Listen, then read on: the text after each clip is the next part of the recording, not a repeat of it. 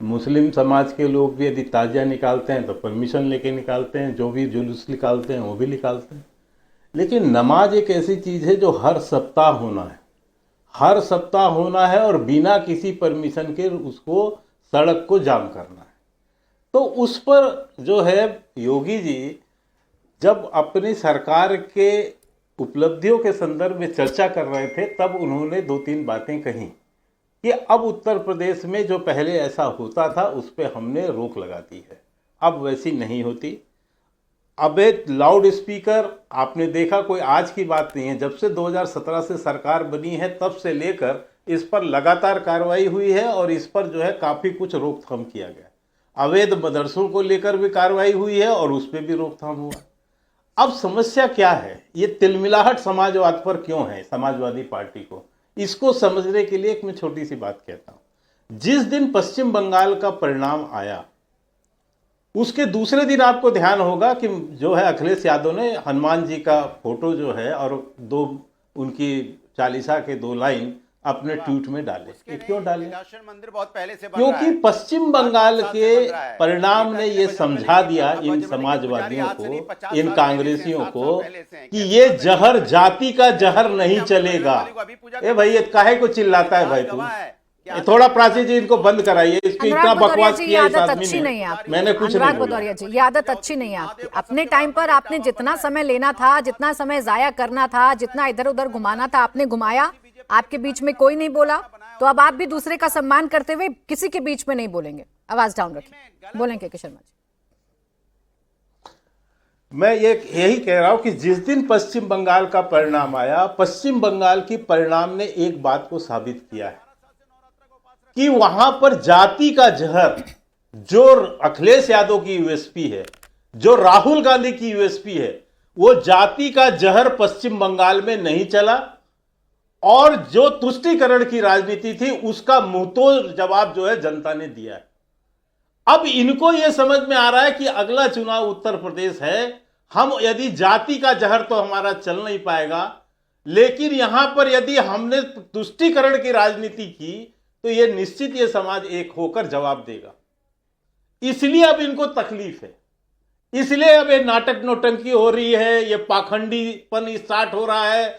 जिस अभी इनके एक प्रवक्ता हैं, आज का संदर्भ उसी से कुछ जुड़ा इसलिए बोल दे रहा हूं मैं, इनके एक प्रवक्ता हैं, खुलेआम गालियां दे रहे हैं, ब्राह्मणों को गाली दे रहे हैं, जाटों को गालियां दे रहे हैं, उनको तबायब किसी को कुछ बता रहे हैं, सनातन को गाली दे रहे हैं। राजकुमार भाटी का जिक्र कर रहा हूं मैं, शायद उस पर इनका जवाब नहीं आ पाएगा क्योंकि किस ढंग से जो है उन्होंने हिंदू समाज तो अभी अनुराग भदौरिया जी देंगे। समाजवादी पार्टी का सब कुछ पहले से तय करके आते हैं अनुराग भदौरिया जी, उनको पता है, उनको पता है राजकुमार भाटी जी के बयान का जिक्र बीजेपी वाले करेंगे तो उसका जवाब भी रटकर आए होंगे, उसका जवाब अभी देंगे अनुराग भदौरिया जी। लेकिन मैं के शर्मा जी ये पूछ रही थी आपसे, किसी और धर्म में, किसी और धर्म में, किसी और जुलूस पर, किसी और यात्रा पर आप लोगों की सरकार प्रतिबंध नहीं लगाती है।